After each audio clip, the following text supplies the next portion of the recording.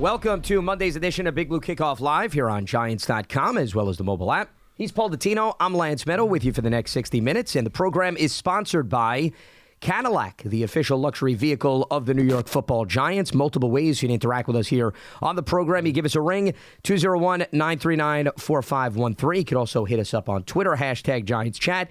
You can also send in your comments directly to the two of us. I'm at Lance Medow, one word, last name, Medow. He is at Giants WFAN. And as a reminder, you can find the archive of this show and our entire podcast network on the Giants mobile app, podcast platforms everywhere, and at Giants.com/podcast. So we have a lot to tackle over these next 60 minutes. We've got a game to recap.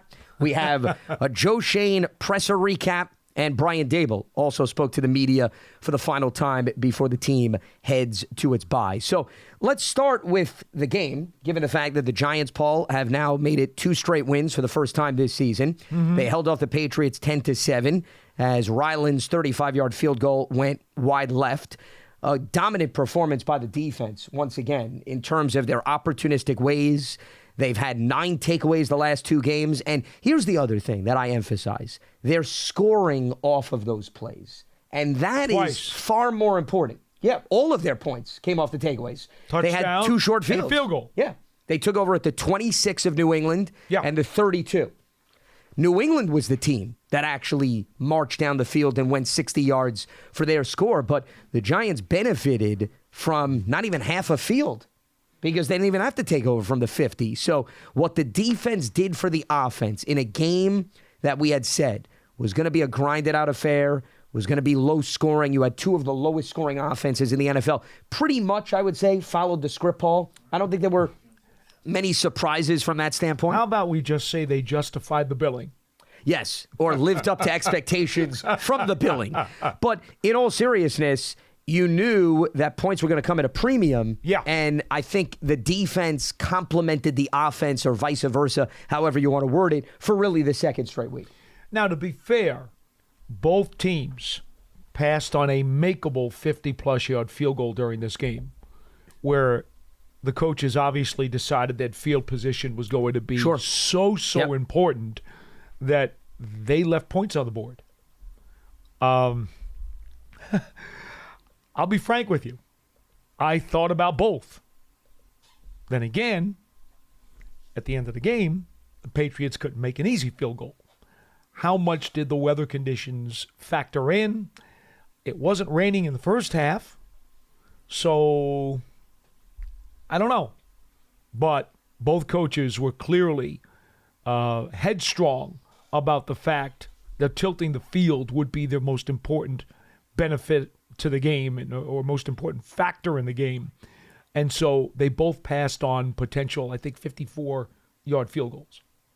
And in a game like this, I don't blame them because, once again, you missed that, Paul. You give a gift to the opposition. Well, let's not forget about that. The flip side of that coin is if you know you're offensively challenged and you got a chance to get 3 points, get the 3 points. And if you don't think the other team's offense is very good, even giving them the ball at their own 35 or 40. Yeah, but you're putting them in field goal range immediately. Are you? Yeah, I mean, you're telling them pretty much to move forward, and you could come out and attempt a field goal. Yeah, but look, the Giants don't have any drives more than 50 yards. That's yesterday. more of a reason why I'm saying if you're New England, I wouldn't risk the long field goal because you're giving a gift to a Giants offense that had trouble going the length of the field. I honestly think, to be frank, I thought both coaches probably should have gone for those earlier field goals. But having said that, I thought it was a 50-50. You could make a logical, rational case for either side. This goes back to one of my situations that I like to explain to people where there's no wrong answer. The only wrong answer is the one that doesn't work in hindsight. Because at the time, you could make a case for either decision. Sure. Well, as long as there's rationale behind your decisions, I would say even if it doesn't go according to plan, doesn't mean it was a bad decision. That's my point. Yeah, the level of execution. That's my point. Just didn't match. Sure. If there's good logical reasoning to make choice A or choice B, then there's really no wrong answer. And I think both teams were from the same mindset. I think from the Giants' perspective, New England, as we had anticipated, took away the run game. right? They knew we're not going to let Saquon damage the game. And he had Belichick's theory. Yeah, he had the 14-yard run and the 19-yard run. Outside of that, the Giants ran 19 times for 58 yards. Yeah. They barely got over 3 yards per carry. So you No really surprise. you had a one-dimensional offense. And Tommy DeVito protected the football for the second straight week. And in a game like this, you don't want to give gifts. We were just talking about. So he deserves credit for that. He didn't give gifts to the Commanders. He didn't give gifts to the Patriots. And what is the common element between both of those teams? Well, Commanders' offense better than New England. I don't want to downgrade Washington, but two teams that have been struggling to be consistent. So the last thing you want to do is shift the momentum in their favor. And I think DeVito did a good job preventing that from happening. The other part of the equation is Jalen Hyatt and Isaiah Hodgins made plays for their quarterback. And that's something, Paul, right, we've been talking about. The skill set players doing something to help elevate the offense. Hodgins gets the stiff arm. I'll let you continue. I know you're smiling ear to ear. And then Hyatt, who has a fantastic read, by the way, on the geography of the field. He always knows where he is. He always knows how to get both feet in. But you had 3 plays of 20-plus yards. That can't get overlooked as well. How many times on this program have you heard me in the last, 6 years even, asking guys to make plays for the quarterback? Giants actually had 3 drops yesterday, too, by the way. Yeah, Barkley and Wandell on the same drive. And then Shepard later on. Yeah.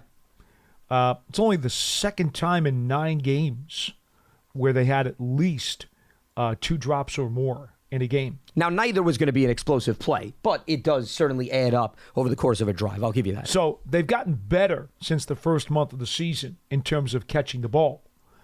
But making plays for your quarterback. Oh, people, I can't stress it enough. You're getting very emotional on this subject. Yeah, I could see. Because I miss it so much. But I try to pull at the strings of your heart during the course of the program. I just want you to know that's my intent. But please go ahead. Yes. And for Hodgins to do what he did to Jones on that play. I mean, look, folks, how many times have we seen this with the Giants in the last 10 years? Receiver makes the catch there, and he stumbles, or he gets tripped up, and now it's 1st and goal at the 6 or whatever it is, and they settle for 3. Because that's just the way it's been here for a long time. No, Hodgins was like, that's not happening to me. I'm making sure that I break this tackle, and I'm going into the end zone. There was no settling for 3. It was getting the 7. I can't tell you the smile that put on my face, because they need to do that more often. And it was a good thing. And, of course, Hyatt goes without saying. Jalen Hyatt, the guy's a big play waiting to happen. And it's about time that, we recognize that quarterback-receiver chemistry is not just a figment of people's imaginations or coach speak. Hyatt told me after the game, he said, you got to remember something. When I first got here, when I was drafted, Tommy DeVito and I were throwing all the time. Yeah, on the 3rd team. Yeah. I wasn't working with the 1s. I was working with the 3s, so I was working with Tommy. And he credited those months of experience, because all along he's been throwing with Tommy, as one of the reasons why they were able to do what they did yesterday. Now, the other part of the equation is also having the time to throw him the ball down the field, too. No doubt. And that has probably been the biggest obstacle that has prevented plays like that consistently throughout the season. So DeVito had time. He took the chance. Hyatt on the back end makes the play. There's many different layers, the point is, to having that convert. There are. But this all goes back to the spider web that I talk about all the time, because people ask constantly on this program, why aren't the Giants getting the ball downfield? Why aren't they getting more explosive plays? Yeah. Well, you need a lot of pieces to work to make them happen. But one of those things is the quarterback and the receiver making sure they're on the same page. There was a simple play yesterday where Mac Jones, they were in their own territory. I don't know if you remember. He threw a pass where the receiver went one way, the ball went the other. And Mac Jones was visibly upset. Yeah, it was Gesicki. Yes, it was Gesicki. Yep. It was. Because he immediately pointed at him as he was coming back. Yeah. And, look, I don't want to rip Mac Jones for that because I think it's good for your quarterback to be emotional and it's good for him to take charge. I agree. But at the same time, there's a time and a place to do it. Wait till he gets back to the huddle. If you want to say something, say it to him there. I don't think you need to point it out to the world while the guy's coming back from his route. I think that's a little much. Little much. And that miscommunication or that lack of chemistry clearly cost them. And so I just think part of the Tommy DeVito factor is that he has blended into this team very, very well. They've accepted him. They respect him. They appreciate him. And I'll tell you something, folks. I think they play for him. I really do. I think they're playing for him. And, you put all these things together. I couldn't take him out of the lineup right now. I'd have to let him play. He has earned a longer leash from me to prove that he deserves to be a member of the 53 next year. Well, I think that presents a nice transition into other topics that we want to get to because Brian Daboll was asked about the quarterback situation. First, I want to get to him, then we'll bring in Joe Schoen. And Daboll said they have a lot of things they need to talk about during the bye week. He did not provide an update on Tyrod Taylor's health, who will be eligible to come off of IR for the Green Bay game. He had not met with the medical people at that point, so that's why he really had nothing to offer and didn't really give any inkling other than he did say he had a conversation with Tommy DeVito about what he wants him to do during the bye week, and one of the things was get ahead of Green Bay. So at least the mindset right now is, and hey, until they go back to Tyrod Taylor, Tommy DeVito has to operate as if he's the starter. So there's no reason why he shouldn't delve into Packers prep, look at them on film, look at some of his previous starts. And then as far as Joe Schoen is concerned, and he said, assuming full health, ready to go next season, Daniel Jones is the starter. Yep. That statement was made. That's number one. Yep. But did say that there's a little bit of unknown, Paul, with respect to the depth chart because Tyrod is not under contract and Tommy DeVito is really the only guy that they can bring back who has some security of a contract. So they probably in all likelihood, regardless of where Daniel Jones is in his rehab, they have to address the position. That was at least what Joe Schoen pointed out. But the reason I bring that up is if Tommy DeVito is the lone guy under contract and you are looking ahead, there is additional value in having him continue to start because it's not a question of contract. And if Daniel's not ready to go week one, he could perhaps be a candidate to be the starting quarterback early next season. That's part of the unknown that Joe Schoen was talking about because he said we must be prepared to start the season with another quarterback if Jones is not ready for week one. He said we need to make sure we've got a guy who can win a few games there. And he also mentioned that he said he's known guys who have come back from the injury within 8 months. So he said, I don't know if Daniel's going to be ready for week one or not. Everyone's different. So everybody's different. So they need to find out more about Tommy DeVito. Could he be that guy? He also said there's a chance that Tyrod Taylor will make it back because he's got the voidable years, so he's going to be on the outs. But there's more of a guess with him than there is with DeVito, at least. Yes, right now. Yeah. For sure, because he's got the voidable year built in.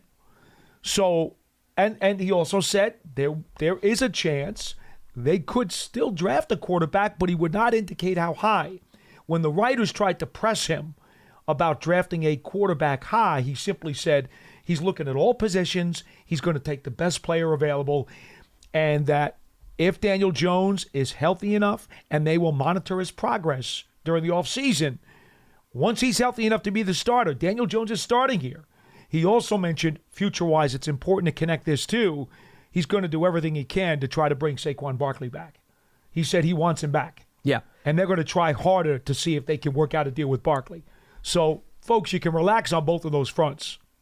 Well, one thing I want to add with Barkley, he was asked about the trade deadline, why there wasn't a more aggressive approach to move him when the offer came, for example, for Leonard Williams. And he said, Barkley is the best offensive weapon we have. I'm paraphrasing. And one of the best in the league. And that was one of the reasons why they didn't think that they wanted to part ways with him. That was at least the rationale. With respect to your point about quarterback in the draft, I mean, you can connect the dots and say, hey, in their mind, Paul, if they think the quarterback is the best player available when they're set to pick, it's possible they take a quarterback. He didn't rule that out. No, he did not. But all he said was it's going to be the best player available philosophy, so therefore he's not going to rule out any position at this point. And as we mentioned, very hard to assess what the options are when you don't know what the draft order is. No doubt. At this point. The other two really hot buttons to address in Schoen's conversation, he said that his staff basically gives him 20 to 25 must-see schools during the season so that he can personally go and scout them and work them into his road trips with the Giants. And he says when he goes, he's not looking for quarterbacks because we get all these people on the web. Oh, Joe Schoen went to USC. Joe Schoen went to North Carolina. Joe Schoen went to Oregon. He must be looking for the quarterback. No, that's not the case. He's going to the top 20 or 25 programs that his scouts have identified, and they say, Joe, go take a look at these schools. They've got the most prospects on them. Go see what you think because there's a lot of fruit there. High volume. And he says when he goes, he looks at all the positions. He's not focusing on just one. So please, when you see it on Twitter that Joe Schoen is at a certain school, don't automatically think he's there for the quarterback. Okay? Everybody seems to assume that. That would be a stretch. Okay? The other point. Asked about Evan Neal, moving possibly to guard. His quote was, "Don't think so." He said he has seen enough of Evan Neal that he has to play better, but knows he's been ravaged with injuries and said, I've seen enough of him in college. I know what his tools are. He's a tackle. I know he can play tackle in this league. That's the intention right now, is that he is going to be a tackle. So you can put those phone calls to rest as well. Yeah, they're not at the point where they're ready to abandon the tackle idea for Evan Neal, but did point out that he has to play better and said even Evan Neal would tell you that himself. Without a doubt. If he were to evaluate his own play. And he said that he's gone back and watched his Alabama film just to get back to what was appealing to about Evan Neal. Reinforce his thoughts. And they still see things He's a tackle. that are capable of coming to fruition on the NFL level. The one thing that I thought of, and you can correct me if I'm wrong, but I think this goes back to Dave Gettleman when they drafted Andrew Thomas, Paul. I think it was brought up that when they were evaluating Josh Allen, the Jaguars pass rusher, the year prior, they noticed how Allen went up against Andrew Thomas to prepare them the following year. So the reason I think your point is well taken about sometimes you're getting ahead of future drafts and you want to go to games because you want to see kids that may come out the following year. There's so many different reasons why you go to one game. It doesn't necessarily have to revolve around the quarterback. As far as the other thing that was brought up with both Dable and Schoen was even asked about, and we might as well address it, is the Jay Glazer report with respect to Wink Martindale and the dynamics of the relationship between Wink and Brian Dable. Dable was asked about this after the game, and he came out and he said that the only thing they fight over is a piece of pizza. That was his phrase. Yeah, he said they had a donut together this morning. Yes, but he used, I believe, pizza was the food pizza reference. Was yesterday. And I love that, by the way. Well, of course. Well, Dable makes fun of himself all the time when it comes to his figure. So yes, he does. It's no surprise that he went the food route, but he didn't play into the media reports or give it any more fuel to the fire. And he stuck with that ground when he spoke to the media earlier today. He basically said, I'm not going to add anything.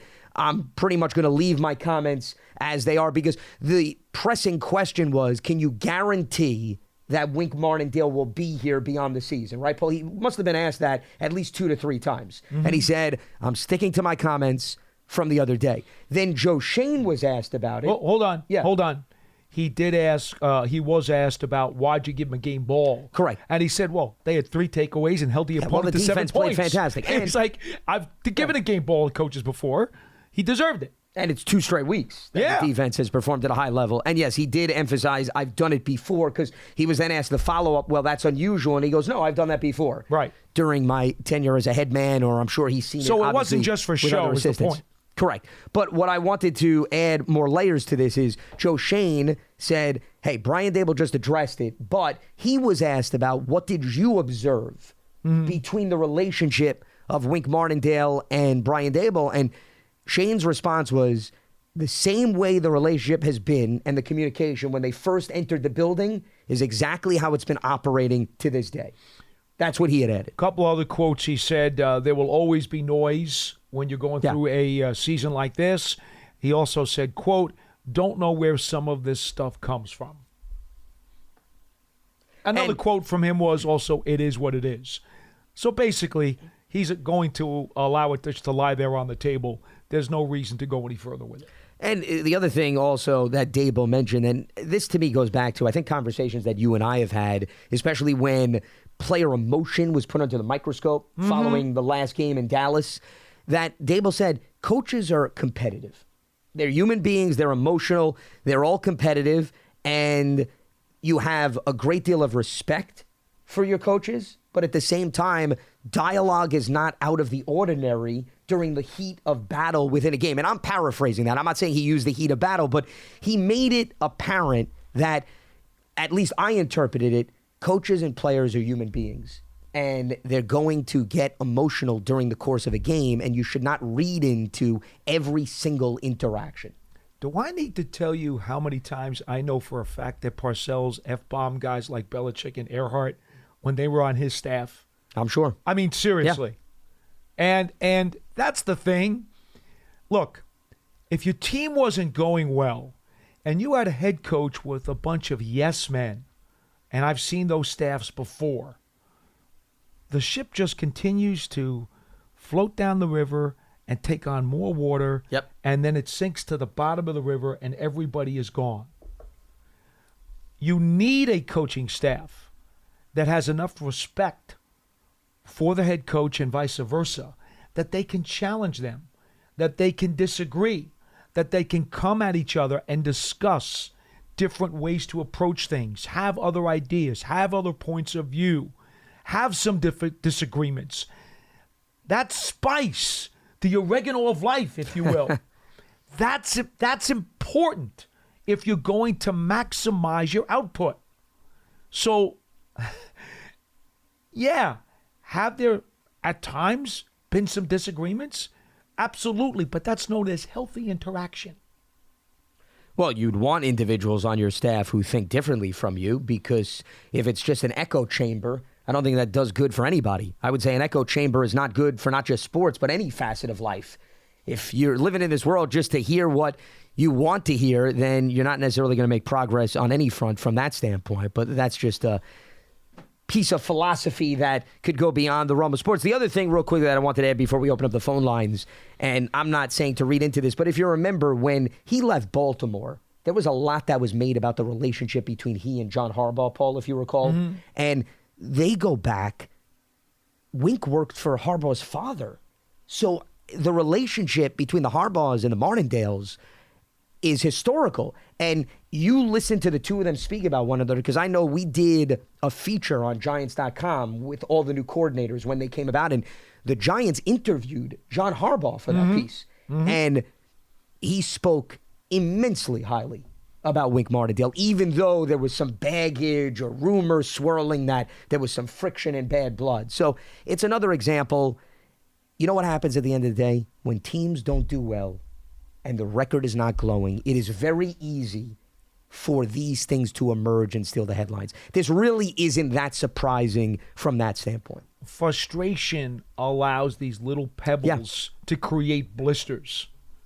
Really is what it comes down to. There are always going to be tiny pebbles that are going to wind up in your shoes at some point.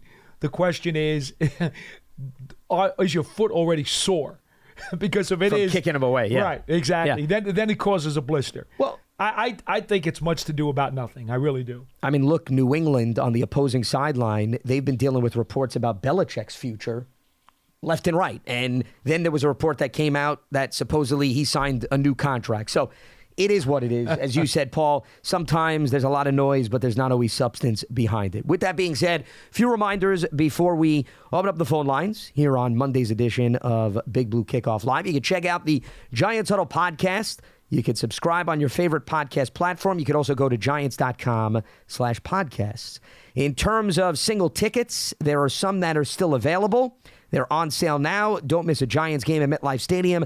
You can visit giants.com/tickets to secure your seat. And the Giants official connected TV streaming app is Giants TV. It brings you original video content and game highlights on demand and direct to Big Blue fans. Giants TV, it's free. It's on Apple TV, Roku, Amazon Fire TV, as well as the Giants mobile app. All right, let's open up the phone lines as we move along here on the latest edition of Big Blue Kickoff Live. We check in with Scott in New Mexico. Scott, welcome aboard. What do you got for us? Hi, guys. How you doing today? Doing all right. What's happening? In regards to the Martindale, before I get to my main point, in regards to the Martindale-Dable situation, it might be kind of inconsequential because every year 6 or 7 head coaches openings come up. I think Frank Wright was just let go yesterday. He was. No, he was actually fired today. Yeah. Fired today? Okay. And so there'll be another 4 or 5 coaches that won't make it this year. And Wink Martindale is an excellent coach as far as defense, and I'm sure he's going to get an offer from somebody no matter what. So I don't think this issue is really that important. But my main question to you guys are, and I kind of agree with both of you, especially Paul, I think Tommy DeVito was sort of breathe some, a breath of fresh air into the offense, and hopefully he'll be able to maintain that. But the reality is the Giants are scoring 1.5 touchdowns a game. Right. And that's the reality. And the questions I have for both of you, we know that Jalen Hyatt had a great game. Saquon Barkley had a good game, and then all of a sudden he went away for some reason. But how do you sustain? They won 2 games, both against losing teams.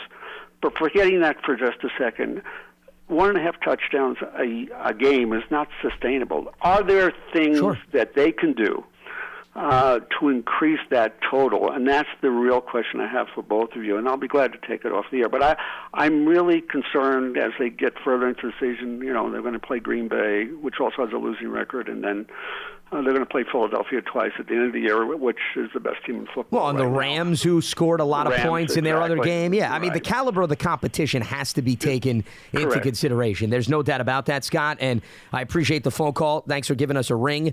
With respect to his question, I think it's a very valid question because actually I was looking over, Paul, my charts just to see the touchdown tally for this season, and you look at the fact that touchdowns for the season overall. Okay, so this is not just passing touchdowns. They have 17 touchdowns as a team, and they've played 12 games. So you do the math. That's why it's a little over 1 per game, but they only have 11 touchdowns through the air in 12 games, and those are numbers that we were talking about all of last season. So you got 2 seasons now where, I mean, you're barely keeping your head above water. The Patriots, by the way, they have held each of their last opponents to 10 points. And do you know they have lost both of those games, Paul? Mm-hmm. Can you imagine, and I'm not saying there's friction, but the defense comes back on Monday in the meeting room, okay? And they have a conversation about how their performance went. Didn't we tell people last week the Patriots have we were definitely a solid defense? We were indeed. Not that I'm saying that's a surprise. I'm just saying that. All I'm saying is that you hold a team to 10 points and you lose both games. Do you know that the Patriots are the only team this season that has held opponents to 10 points or less and has lost both of those games? Yeah. Look. It's not sustainable, to answer Scott's question. What it comes down to is this. Despite the depth in the wide receiver room, I think we all agreed before the season started that the only veteran target who had 1,000 yards on his resume was Darren Waller. And I think I made very clear to you folks that in my mind, he was going to be the leading receiver on this team. He would get the 1,000 yards, the 1,200 yards, or the 1,200 yards. He'll get the guy. He'll be the guy who gets over 75 catches. He's going to be the one guy who you'd want on your fantasy football team in terms of the Giants' offensive passing game. Are you giving out fantasy advice? Well, people were asking about it, so I told them. Stunned. I said, this is a new leaf for you. I said, stay away. I said, stay away from all Giants offensive players except for Barkley and Waller. Yeah, but you don't normally go out of your way to provide advice for that. Look, Most of the planet has been infected by this alien virus known as fantasy football. Fantasy Football, Paul Dottino. It's an alien virus is what it is. I'm just amazed. It's an alien virus. And since most people are infected with it, I told everybody, Barkley and Waller, those are your guys. Barkley will run for over 1,000. Waller's going to catch over 1,000. Yep. Those are the only two guys. They're going to be wide receiver by committee. We told you that back in July. Okay? Well, the fact that Waller has basically been shelved, for lack of a better term, with the injuries at the beginning of the season, they were sputtering. Yeah. Then when he started to get it going, he got hurt. Yeah, and he has had a history with that too. So that's a big deal. We think he's going to be back very, very soon. Dable was asked about him, but had no update because he didn't, as I mentioned with Taylor, meet with the medical people. So that's one way that the Giants can increase their offensive production and maybe score some more points, is get Darren Waller back. Number two, more consistency in the offensive line. They finally have a group of guys playing together.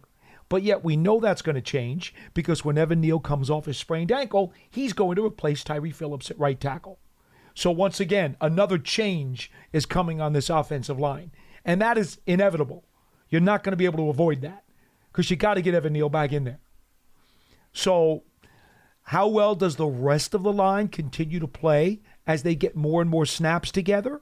That will also determine how many points the Giants can score. Tommy DeVito.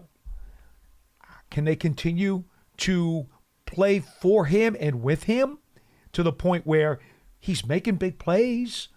You know, we've seen him take some shots, create some explosive plays downfield, but they don't necessarily lead to points.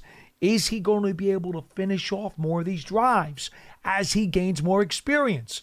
These are all the factors involved in Hugo's question. There's no... Or Scott's question, yes. Scott's question. Yes. There's not one little button you press and say, oh, the Giants will score more points. It doesn't work that way.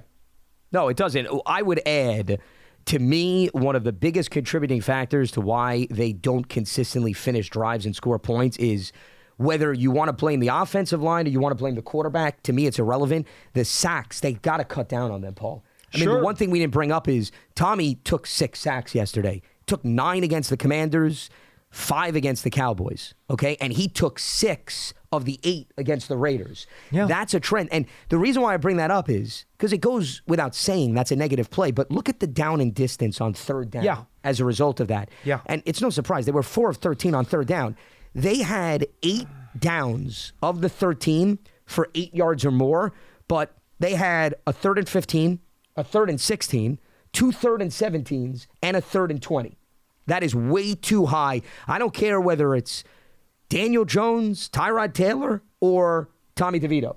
You are not converting those downs and distances at a high rate. So the negative plays via sacks, they've got to cut that down. If that doesn't stop, you can tell me all you want about the return of Darren Waller, no disrespect, but I don't think one guy in particular is going to help overcome that. Well, as Carl Banks said to me, because I look, Tommy DeVito's biggest hurdle to overcome is that he does hold the ball too long on a number of occasions and does take these sacks. Now, the flip side to that coin, because you have to acknowledge the facts and then you have to say, well, what's negative about it and what's good about it? What's negative about it is that they get caught behind the chains a lot. Absolutely. That's my point. Yep. What's good about it? The fact that he takes so many hits and he doesn't get hurt. He's proven tough and durable. He keeps getting up every time. And he's getting crunched, by the way. The last but month, you don't like that trend, though. No, but you Yeah. appreciate his durability, like Eli. All right? You appreciate his durability. That's a positive. What else do you appreciate about it? He doesn't make a bad play worse. And I explained this on the postgame last night.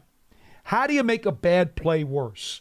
Well, if you fumble the ball and lose it, if you panic and throw an interception, if you go back and get pressured, and then in trying to escape, you run another 10 yards back and lose 20 yards on the sack instead of 10. Or intentional grounding, too, I would add. Intentional grounding. You know, Tommy DeVito has a very, I can say this now after seeing him for 3 games. he does have a knack for not making bad plays worse. Would you like him to cut down on the bad plays, the sacks? Yes. But it says a lot for a rookie quarterback this young in his career to not make bad plays worse. Like I said before the game last week, you don't want him to be Zach Wilson. And he is clearly not Zach Wilson. Thank goodness he is not Zach Wilson. That's the last thing you want him to be. Joe Schoen used the term snowball when referring to the opening drive against the Cowboys, and then you had the false start, and all of a sudden you block field goal and everything. He said snowballed after that. I would say Tommy doesn't get the Giants into a snowball scenario when negative plays happen. So that is the silver lining from that standpoint. But I'm saying they've got to completely avoid the negative plays, period, if they want to at least give themselves a reasonable chance to move the ball and finish drives. Let's head back to the phone lines. Jay is in Phoenix joining us here on BBKL. What's happening, Jay? Hey, guys. Fun calling after a win. These questions from the reporters, I just want to chime in on that. It sounds like they need a little tension in their life as it relates to their job. Because I don't know about you guys, I get so tired of hearing the same question asked to Brian Daboll a different way, twisted a different way by the next reporter. It's ridiculous, and they should be called out on that. But anyway, I was calling because, one of the things I wanted to see as the season went along was how they responded to adversity, because Daboll talks a lot about that in his career, or not in his career, but since he's been with the Giants. And I like to see that we've got positive momentum. Some good things are happening, in particular the defense. You can say all kinds of great things about the defense. But one of the things I noticed about the offense yesterday, and looking at that game, it reminded me of the Super Bowl 46 when Belichick was trying to take away Cruz and Nix, and it opened up the opportunity for Manningham to be the hero. And it seems like that's what happened yesterday with the running game. He took away Saquon Barkley for the most part. I mean, it only had 58 yards rushing as a total team. But then Jalen Hyatt was that one player that they they didn't account for, and he burned them and had a great game. So it was just fun to see. It just reminded me of that game and how I knew Belichick was going to try to take away Barkley, and the Giants were smart enough to find another way to I think that's a very astute observation by you, because Hyatt made 3 big plays yesterday and came within a hair of making a 4th. And the thing about those explosive plays, every one of them was in man-to-man coverage. Hyatt recognized it, DeVito recognized it, and the Giants took advantage of it each time. Well, but part of that is also, I think, Belichick saying, I don't know if it's him overlooking Hyatt. It's basically saying, let's see if Tommy can make those throws. Let's see if Tommy can make the throws. Yeah, that's what I think Bill's philosophy was. And let's see if Hyatt can finish the play. Yeah, absolutely. And both guys proved that they could do it. And multiple times they proved it. And that was the difference. And that's the beauty right now of these young kids growing. All right, Jay. Appreciate the phone call. No, it was awesome. Appreciate it. Yeah, you got it. Absolutely. I mean, the one thing, though, I will add to the last caller's comments, I understand you're looking for positives and motivation, but remember, if there's anything that the early stages of this season taught, regardless of the rationale behind it, what do we always say? Just because you finish a season strong has no indication or bearing on what's going to happen the following year. So for this context, it's great to see them put together wins, but don't run wild to say, oh, well, if they do this in a 4-game stretch, that means it could come back in play for weeks 1 through 4 of 2024. Oh, I don't think that's what the guy was talking about. I interpret it a little bit like that in terms of when you say positive momentum and what it can mean moving forward. That's all. That's why I wanted to add that. I think the only positive momentum, and it's really a misnomer, it's about young players' maturity and growth. That's real. You could talk all you want about how momentum does not carry over or translate into better results the following season. I won't argue with you on that. That's foolish, because there is no direct connection there. But what there is, the reality is, young players, as they get more snaps, will either get better or, for whatever reason, potentially get worse. Dan Reeves used to say all the time, you never stay the same. Yeah. Okay? The more you're on the field, You're either going to go up or you're going to go down. And for these young players, like a DeVito, like a Hyatt, they're showing ups. That's legit, Lance. Yeah. I'm not disagreeing with that. And if he's talking about a positive vibe and a positive momentum for these young players, if that was his context, he's absolutely right. Yeah, I don't know what his context was. We didn't necessarily bring that up. I interpreted it one way, you interpreted it differently, and that's fine. And actually, Joe Schoen, he brought up John Michael Schmitz, who has looked good. He's played a lot. Hyatt came into play, Deonte Banks. Eric Gray, actually, and we should address this, he also came up in the conversation. And Joe Schoen, actually, he took responsibility on himself because he was pressed upon the return situation. And Jamison Crowder, who was on the roster, who has since returned to Washington, and how keeping him may have given them a little bit more stability. And he said, hey, on the punt return game, we had to make a decision about keeping 7 wide receivers, couldn't keep 8. So that influenced sacrificing the return game, and that he said he and the staff had conversations about Eric Gray and their level of confidence, knowing that there wasn't a whole lot of work in college, but there was some, and they felt confident that they could utilize him. But in fairness, he said, hey, you want to put any blame on me about how the return game has played out? I'll take full responsibility. He was very candid with everybody, and he said, I'm not hiding from that, but there were decisions that had to be made with other positions on the roster, and that's why you couldn't hold on to a guy like Crowder. And we talked about that very dilemma that he was going to have, and we did not know. We thought that Crowder would have a leg up on the return game, but we also counted the numbers of players at other positions and said, hey, they got too many receivers here. Somebody's going to have to go. And Joe did take that on his own shoulders, and then also added they're very happy to have Olszewski. Yes, based on the fact that the Steelers parted ways with him, and they were able to bring him into the mix. And I'd bring him back, by the way, if I were the Giants. And he's been solid. Yeah, and I don't think that's going to strain the salary cap, and I'm sure if he can have another opportunity to start, he'd probably welcome the opportunity as well. More of a reason why the whole tanking narrative makes no sense, because here you have a guy auditioning for next season and some job security. So why wouldn't you want to play hard under those circumstances? I don't know. Chris is in North Carolina joining us here on BBKL. What's happening, Chris? Yeah, how we doing, Mr. Paul Dottino and Lance Medow of New York Giants Big Blue Kickoff Live? We're doing very well. So what do you have for us? So listen, I've got a point to make, and it's going to take a little bit of time. I just want I want all the Giants fans to hear it. Len, Charlie, Marvin, all you. I want you all to listen to my point. I've been a long-time Giants fan and a long-time listener, and I watched quarterbacks grow up. Phil Simms, Fran Tarkenton. I watched Y.A. Tittle with my dad.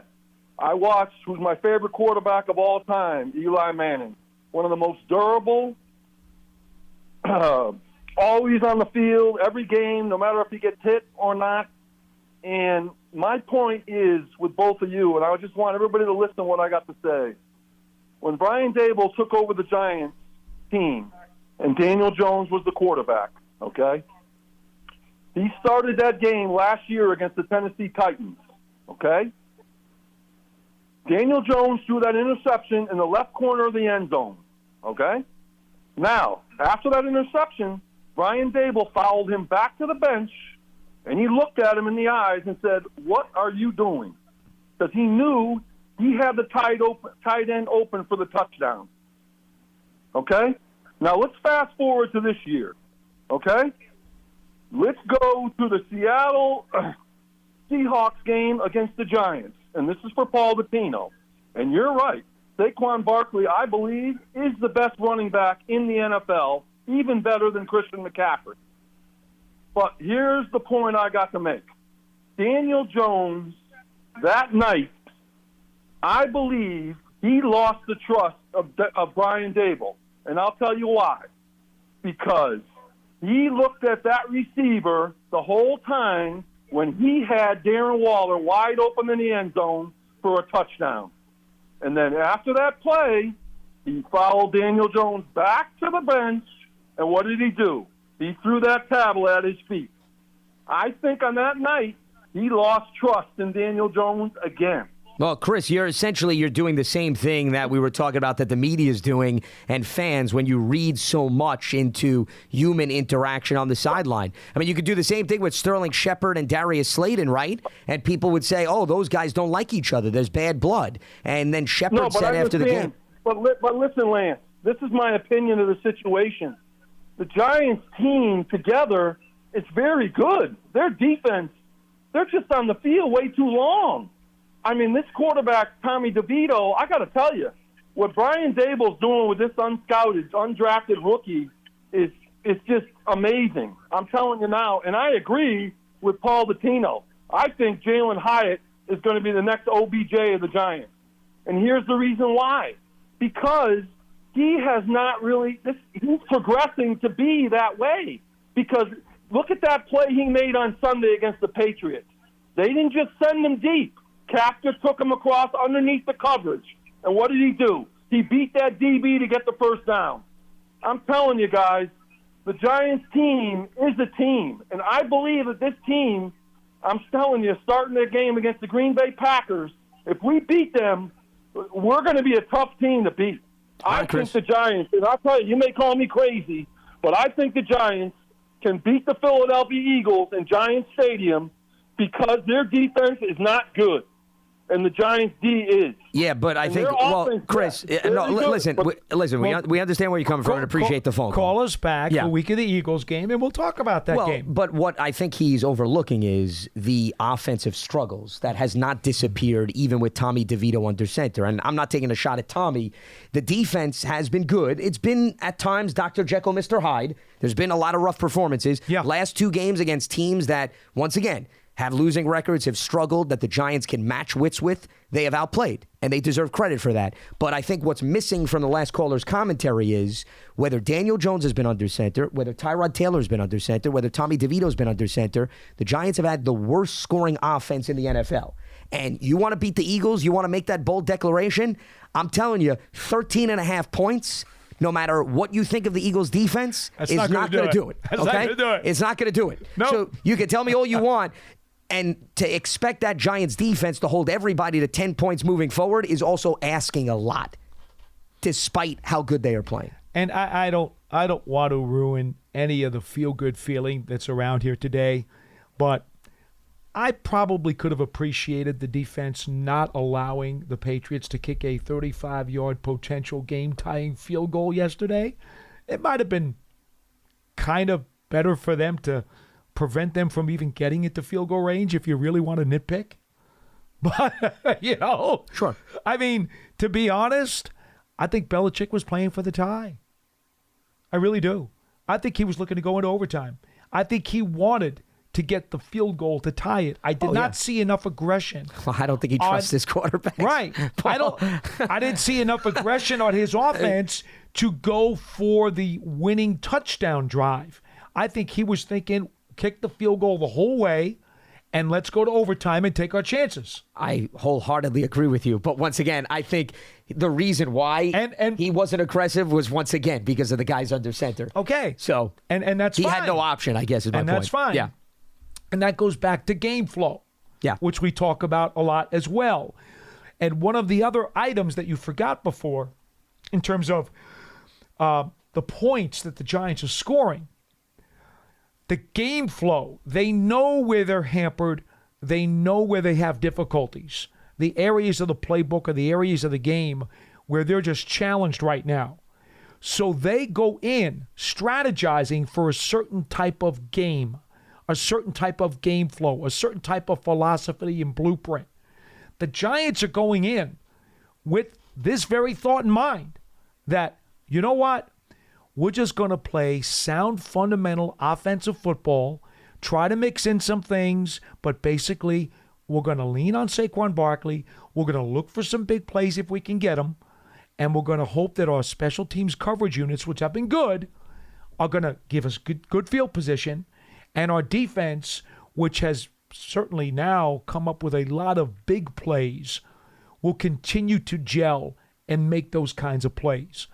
So in one regard, the Giants are not going in saying our path to victory is scoring 30 points. They realize that they don't have that ceiling. Yeah. So they're going in trying to win a low-scoring game, which does impact to some degree their offensive play calling philosophy and why they are limiting themselves from scoring more points. Sure, they know their limitations, but Tommy DeVito was taking chances down the field against New England, and you could have argued he didn't have to do that, right? They could have said, all right, we're going to take small chunks here or there, and that's it. They knew they were there because they knew Belichick was going to concentrate on Barkley. We told you that.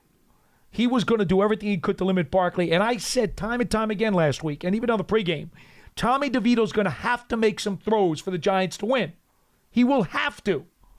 He did. Yeah. But did the Giants go into this game thinking that their offense is going to have to score 28 points? No, they did not. No, but I guarantee you, if you talk to Brian Dable before the Eagles game, he wouldn't have minded scoring more, though. I mean, yeah, no, but if you talk about the Eagles, he's not going to tell you, okay, we get to 10, we're going to be okay to even stay within that style of a fight. No. And that's my point to the last caller, because you also are relying on... it's foolish to talk about the Eagles today. It really is. Well, but they are Makes two of no the five. sense. But I think his optimism was about the 5 remaining games. And he's entitled to his emotions and his feelings. I'm not denying that. And that's what that is. Yeah. That's emotion and feeling. Sure. But call us back in a few weeks when you get there. Listen, even New Orleans, I would say, is another tough team that can put points on the board, even though their record is not glowing. So these other teams, the style of fight has to be very different than New England and Washington. Also, as good as the defense has been, to expect them to continue to get 9 takeaways in the span of 2 games, Paul. I know.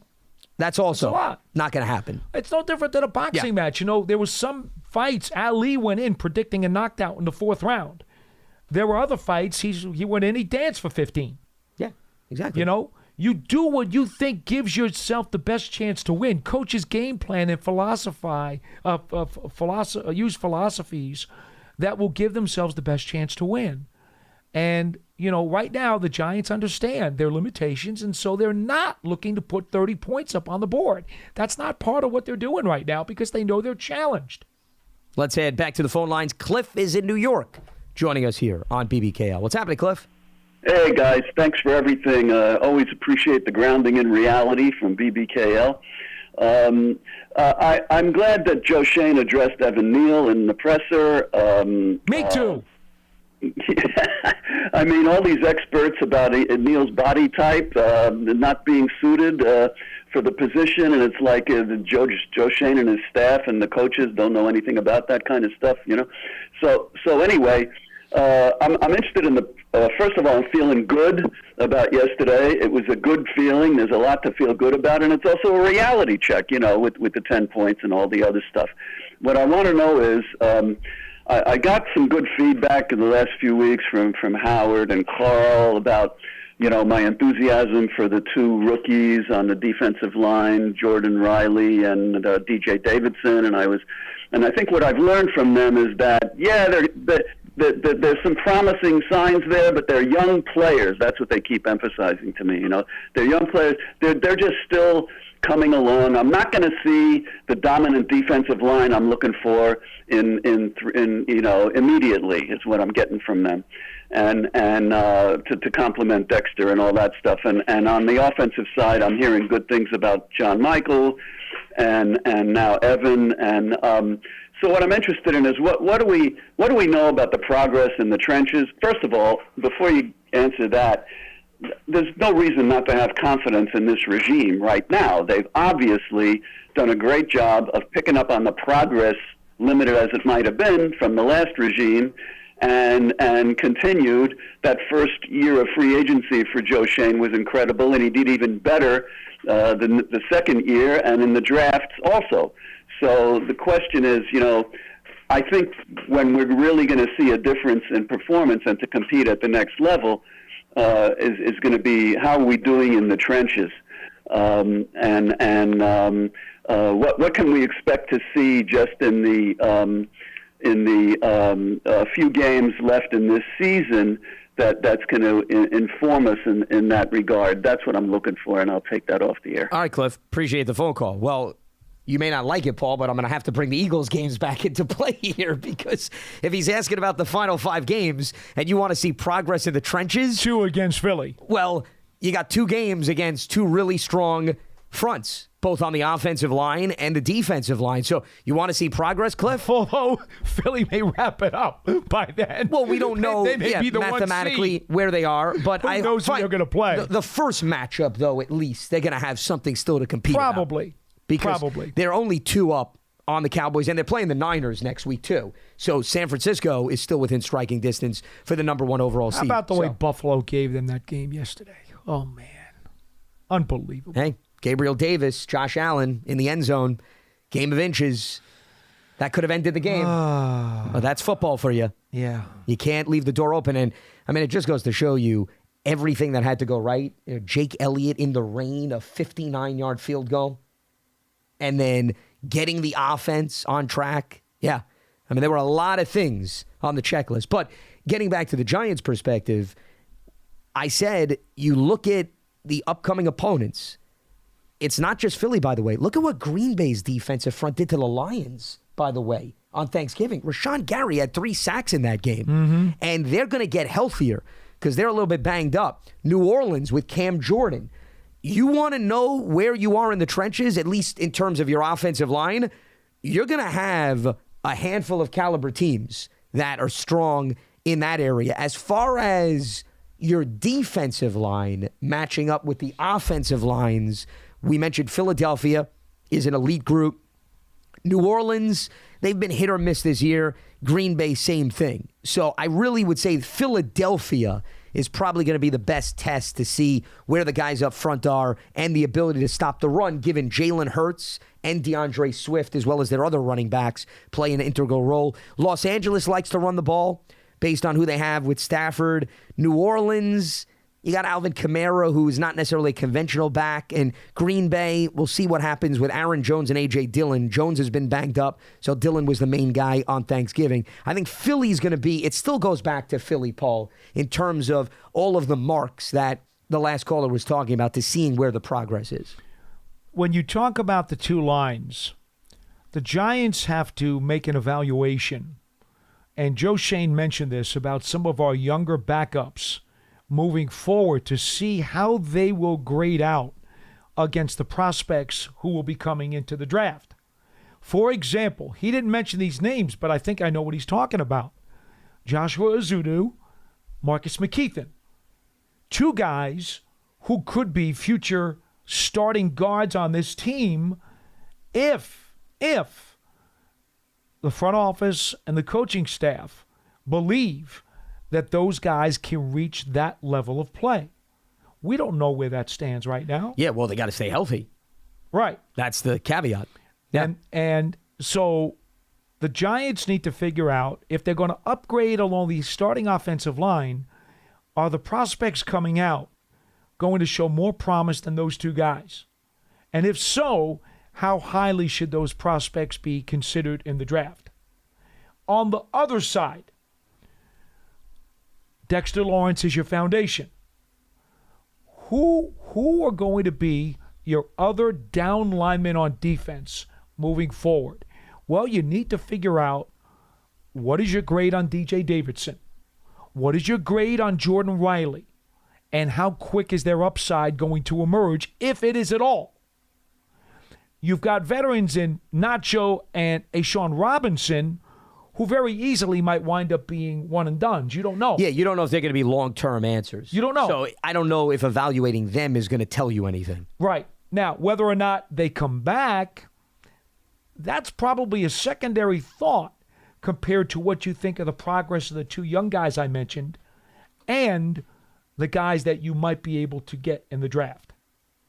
Those are the evaluations right now to the caller that you really need to concentrate on, because it's along the lines, as Lance has said multiple times, where the Giants' fortunes are really going to change if they're going to get to the next level next year. Just to wrap things up, I think the problem is, as you mentioned, with those 2 offensive linemen that may be in play at guard, since they're hurt, you're not going to have anything to take away from it's really in the final hard. 5 games. It's really so hard. The only thing that you're going to be able to take away from in the trenches is the play of DJ Davidson and Jordan Riley, assuming Riley gets more opportunities. Because I go back to, and I think I brought this up on a previous edition of BBKL, when Brian Dable recently spoke to the media, he was asked about guys like Jordan Riley, and he didn't necessarily say, we're going to take Nacho and A'Shaun Robinson and put them to the side so that Riley can play more. Does that change coming out of the bye? Perhaps. It's possible that there's a different philosophy, but when he was asked about that, this must have been maybe 4 weeks ago, there didn't sound like an overwhelming amount of urgency. They felt, hey, we like Nacho, we like A'Shaun, we're trying to win football games, those guys are going to play. Right. So until that shifts, Riley is still a question mark. Davidson we know plays. Davidson we know can contribute.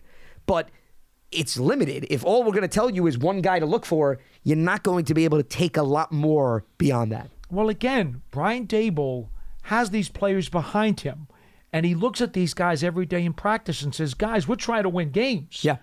Well, that's why these veterans are still seeing a greater share of the snaps. That's why, again, I know there's been a lot of injuries on the offensive line, but when you're seeing a Bredesen play and a Justin Pugh play, they've got some other guys. They've even got a couple of guys on the practice squad that could potentially, if they were just looking at the future, sure, they could say, all right, you guys, let's throw you guys in there. We haven't seen you. We want to get a look. But is that fair to the locker room? No. We think that Justin Pugh and Bredesen give this team the best chance to win Sunday and give Tommy DeVito also and the that's best the key. chance. Excuse me. And I think your last point is most important because here's the thing. If you want to evaluate DeVito, you got to give him a line that can at least help him and to be somewhat honest, productive. Too, you want to see Barkley. Yeah. You also don't want Barkley to have no room at all. You want to see, hey, if we're going to do something with Barkley, which Shane has now said they're going to try real hard to keep Barkley here at the end of the season, you got to know how high should that number be based on what he still shows you he's got at this point in his career after a significant amount of injuries. You want DeVito to operate with some semblance of a run game, and you want to put Barkley in a position to thrive and then take all of those things into consideration because, once again, if DeVito's facing 3rd and 15, 3rd and 16, 3rd and 17, Barkley's not running the ball because he's not an option. Right. And DeVito is not going to have a high level of success. And in order to avoid that, you're not going to avoid it completely because we're seeing veterans on the offensive line, but you leave those veterans in because at least they give you the best chance to remain competitive. With that being said, that is going to wrap up Monday's edition of Big Blue Kickoff Live here on Giants.com as well as the mobile app. Appreciate everybody for tuning in. We'll be back up and running again on Tuesday. And then, Pearson, is that it for this week? Okay, Tuesday is the end. Then everybody takes a breather. Everybody takes a break. We recharge the batteries. Paul doesn't. He still roams around the facility and wonders about Giants football and all that other good stuff. But everybody else tries to at least get a little bit away from Giants football. It's what I do. The man to my left is the exception to the rule. But enjoy the remainder of the week. We'll have one more show, 12:30 p.m. Eastern. Today's program, part of the Giants platforms everywhere and Giants.com/podcast. And if you want to, and I highly recommend it, if you want to hear what Joe Schoen said in full, check out the full presser on Giants.com. Please because do. Context is important. Don't settle on headlines. Don't settle on even the bits and pieces that we tell you. Correct. We're giving an accurate portrayal, but I think it's important for you to go back, listen to the question, and listen to the full answer. Decide for yourself. Correct. I think a well-informed fan is the best possible fan. Without a doubt. All right. With that being said, enjoy the rest of your week, and we'll speak to you next week right here on Giants.com. Have a good one.